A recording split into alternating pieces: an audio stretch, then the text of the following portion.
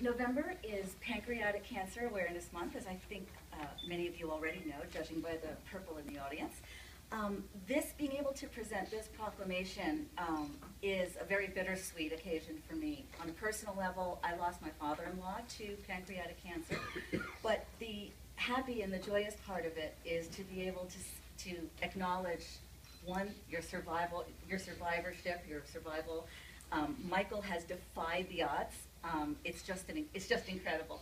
And two, to acknowledge the work that you've done in raising pancreatic cancer awareness, and just being the wonderful person that you are, that I know you to be. So if you'll allow me to read this.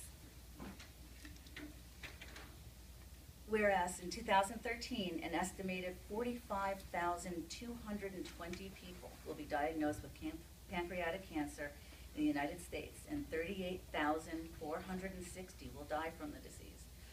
Whereas pancreatic cancer is one of the deadliest cancers, is the fourth leading cause of cancer death in the United States, and is the only major cancer with a 5-year relative survival rate in the single digits at just 6%.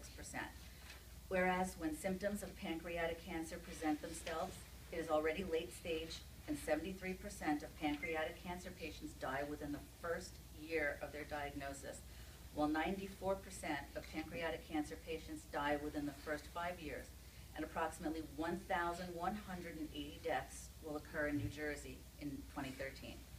And whereas the incidence and death rate for pancreatic cancer are increasing, and pancreatic cancer is anticipated to move from the fourth to the second leading cause of cancer death in the U.S. by 2020.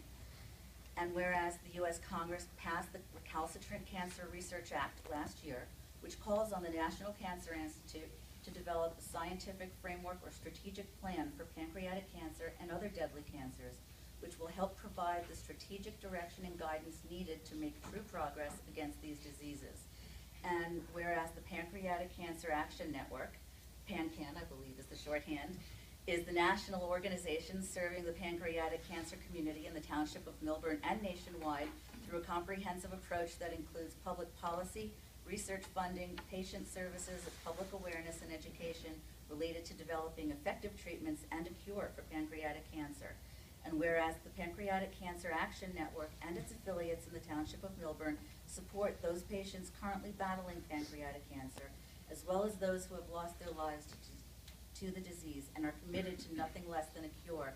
And now, therefore, be it resolved that the Milburn Township Committee does hereby designate the month of November 2013 as Pancreatic Cancer Month in the Township of Milburn.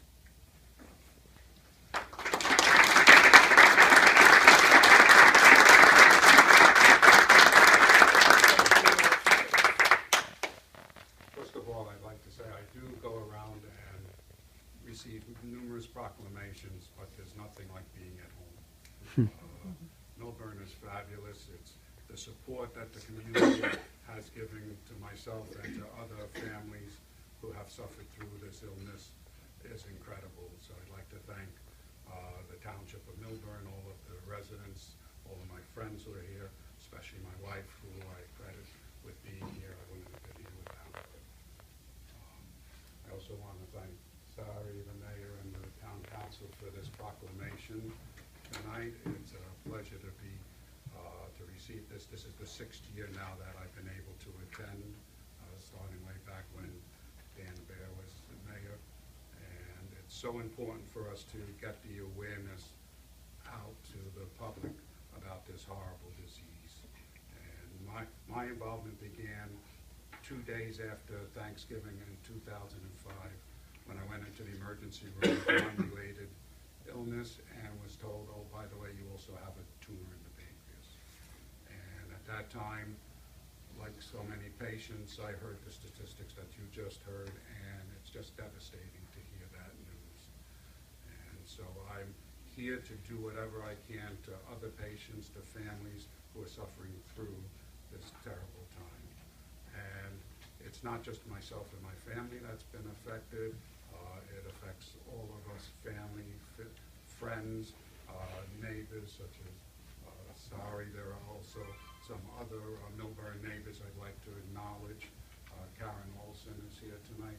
She lost her husband, I believe, in 2004. to pancreatic cancer in Gordon Weiner, lost his father in 2011. And there are others who could not be here tonight, but if you know about it, it is all around. And it's time that we make changes to it, that it doesn't continue. Recalcitrant Cancer Research Act, which you heard was passed last year, one of only 193 bills that were passed by Congress out of well over 10,000 that were introduced, is a starting point for the National Cancer Institute to provide the strategic plan. As it is right now, the NCI only gives 2% of their research budget for pancreatic cancer, which is way too low for the fourth deadliest cancer. And it's a cancer that's the only one that's continuing to have an increase in the death rate. And it's projected that between 2020 and as early as 2015, it's going to surpass lung cancer and breast cancer and colorectal cancer, and move into second place as the leading cause of cancer death behind lung cancer. So it's incumbent upon us to do all we can now to stop this from going forward. We had a Purple Stride walk this Sunday in Parsippany. There were over 2,000 people who walked, and it was a fabulous event. I urge everyone here to support this organization as much as you can. For more information, go to pancan.org to find out how you can help. You can become an advocate, because with the passage of the Recalcitrant Cancer Act, unfortunately, we've lost funding because all of medical research funding has been cut through the sequestration. So even though we have good news, there's also this on the other side, a setback. So please, I urge all of you